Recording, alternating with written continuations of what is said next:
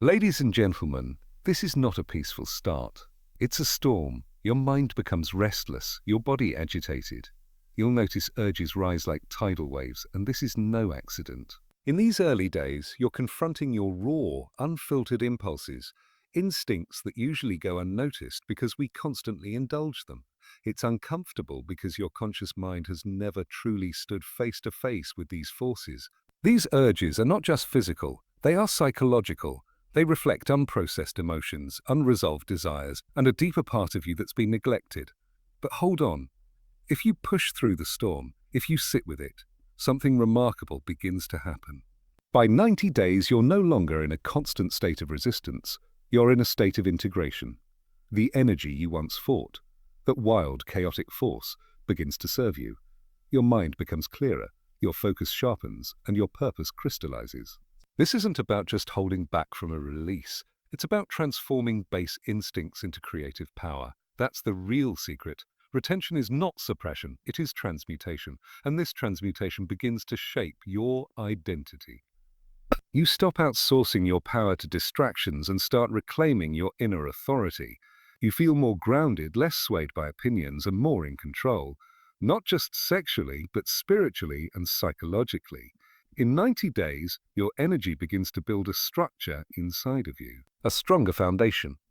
A deeper masculinity. Not the kind that screams and postures, but the kind that leads silently, stands firmly, and creates powerfully. So, what's the difference between 7 days and 90? 7 days shows you the battle. 90 days makes you the warrior.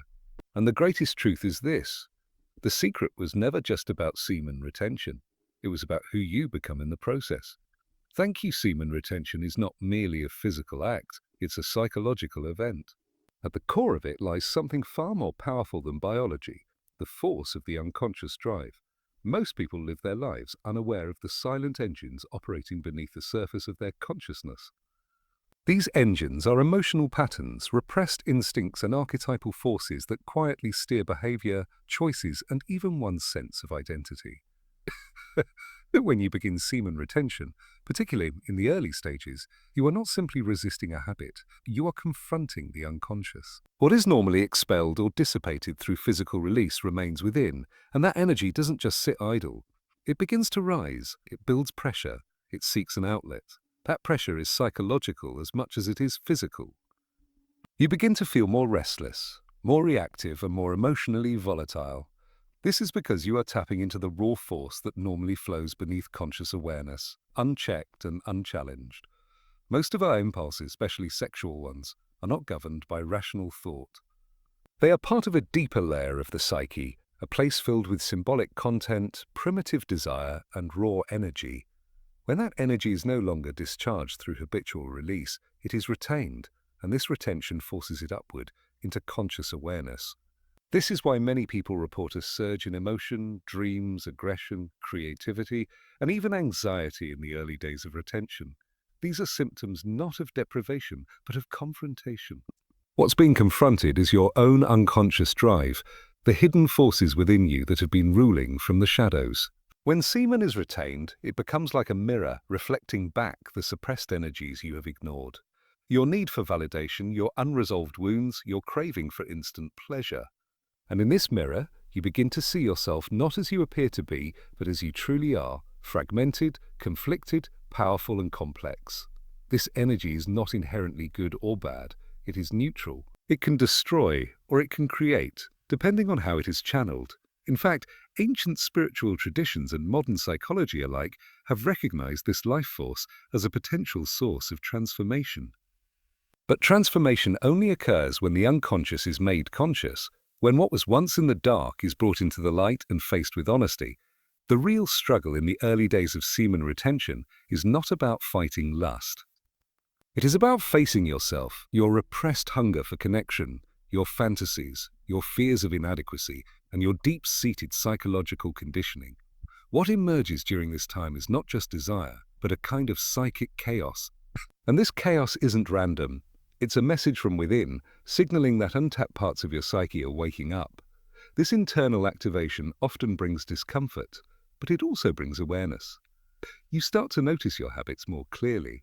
You hear the inner voice that seeks distraction or escape, and as the retention continues, that unconscious drive begins to move from a chaotic force into a structured energy.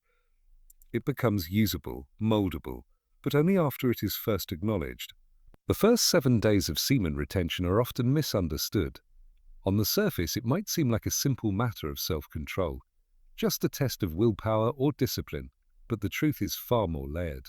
This brief period acts as a mirror, exposing the emotional, psychological, and energetic attachments we've unconsciously formed around release. What unfolds in those 7 days is not just a resistance to habit, but a direct confrontation with the impulses that have silently shaped one's behavior for years. During this early phase, the body reacts almost immediately to the shift.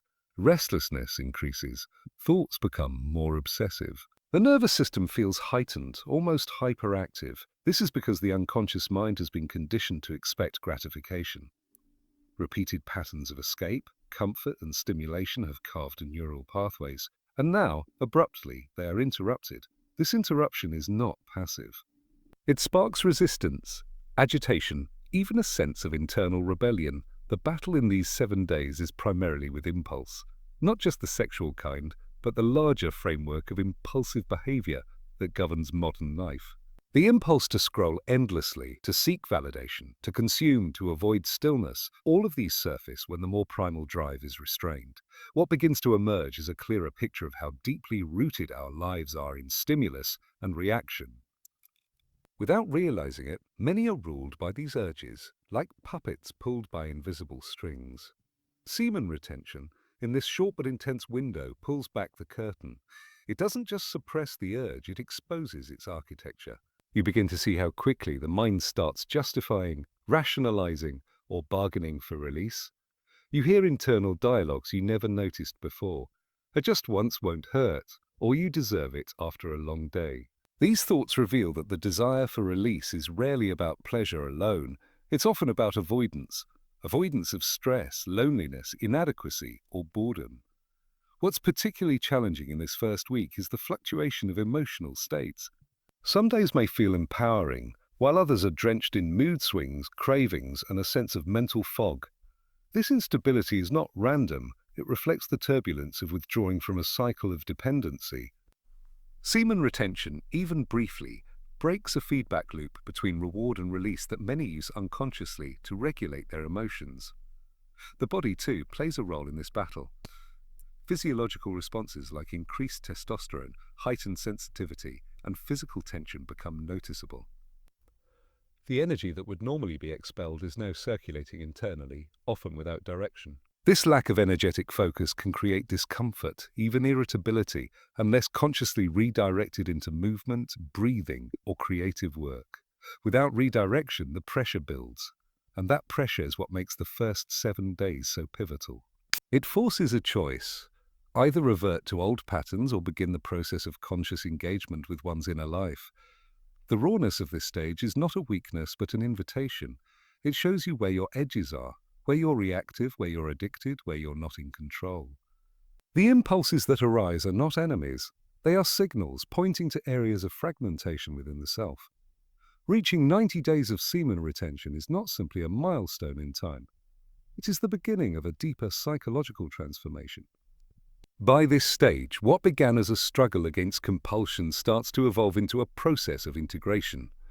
The impulses that once felt chaotic and overpowering are no longer met with fear or suppression.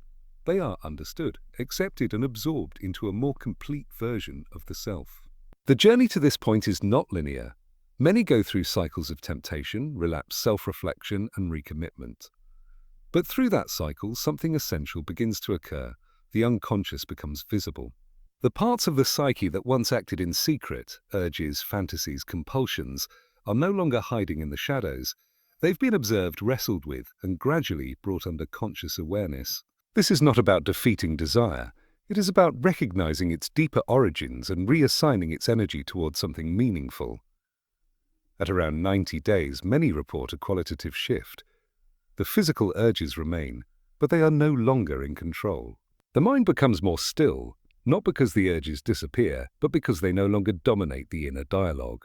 What emerges in their place is a sense of clarity, purpose, and internal stability. The nervous system feels calmer. Emotional states are less reactive. The craving for external stimulation weakens. This is what integration looks like. It is the alignment of body, mind, and unconscious energy. A major part of this integration involves confronting what psychology has referred to as the shadow. True. The shadow is the hidden part of ourselves that carries repressed emotions, unresolved trauma, unacknowledged desires, and even untapped potential. In the earlier stages of retention, the shadow surfaces as discomfort, urges, or emotional volatility. But by 90 days, if one has not run from those moments, the shadow begins to soften. It is no longer a threat. It becomes part of the whole self. This merging of opposites, desire and discipline, chaos and order, instinct and intellect, creates a stronger psychological foundation. You are no longer merely trying to resist parts of yourself. You are working with them. You begin to see that what once felt like weakness was simply energy without guidance. That energy, when accepted and redirected, becomes personal power. It fuels long-term goals, deepens presence, and cultivates self-respect. No longer fragmented, the individual becomes integrated, able to act with intention rather than reaction. This internal cohesion spills outward into daily life. Decision-making becomes easier, focus deepens. Relationships improve, not because the urges vanish, but because they are no longer controlling the narrative. What once lived in secrecy, compulsions, fantasies, guilt, has been brought into the light. The inner tension eases because there is no longer a war within.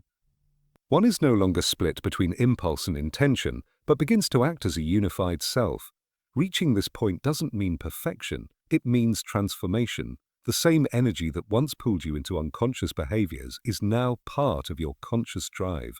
So, semen retention, when practiced with awareness and consistency, becomes a crucible through which masculine identity is refined. In a culture saturated with distraction, instant gratification, and emotional disconnection, the masculine core has been gradually dulled. The raw directive force that defines the masculine has been scattered, dispersed through compulsive behaviors, overstimulation, and unchecked emotional reactivity. Retaining semen over time, particularly over the course of several weeks or months, begins to reverse this process. It draws that dispersed energy inward, consolidating it, concentrating it, and turning it into psychological strength.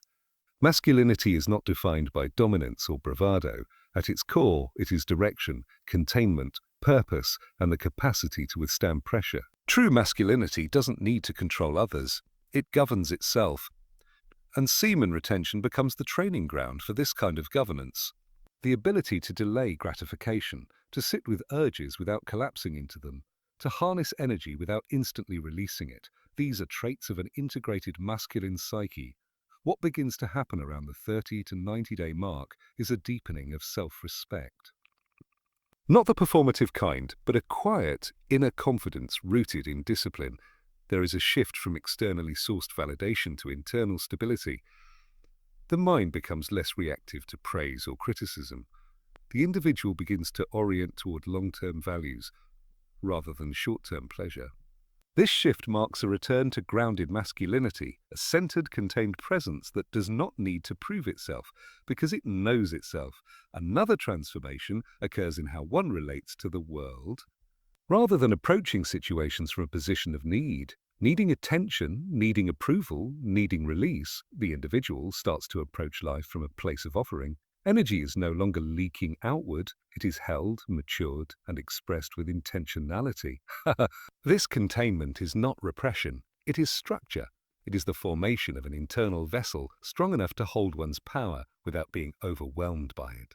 Semen retention also has a unique way of revealing the emotional undercurrents tied to sexual behavior. Many men discovered that their desire for release was often linked to emotional voids, loneliness, stress, insecurity, fear of rejection. When these emotional threads are observed without indulging them, a deeper layer of healing begins. Emotional strength becomes part of the masculine identity. There is less shame, less hiding, less fragmentation. The man begins to own all parts of himself, his vulnerability, his drive, his instincts, his discipline.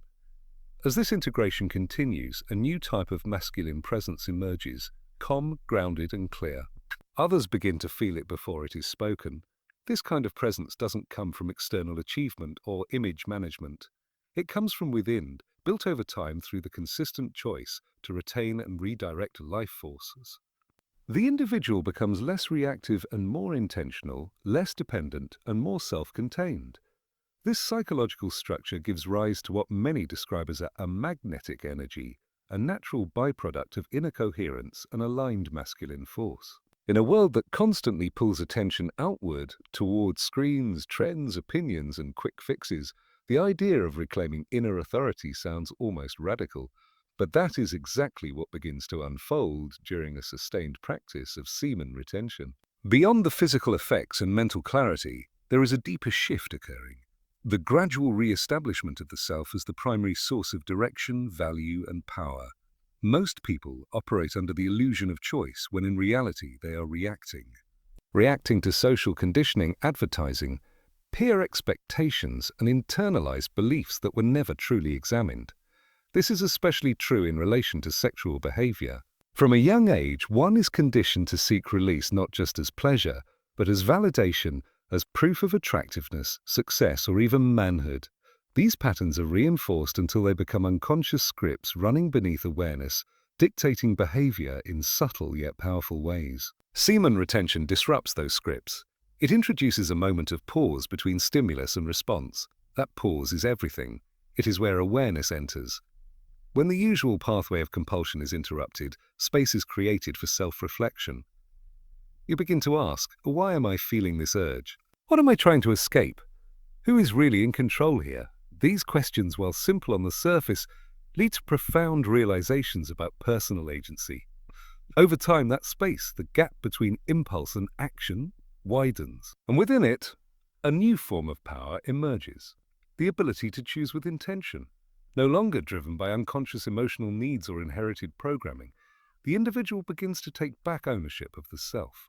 This is the essence of inner authority. Not dominance over others, but sovereignty over one's own inner world. This reclaimed authority expresses itself in many ways. Decisions are made more deliberately. Time is used more purposefully. Energy is no longer scattered or wasted on pursuits that drain vitality. The need for external validation diminishes, replaced by a growing trust in one's inner compass. Self-respect becomes the foundation of action, not an outcome dependent on external feedback.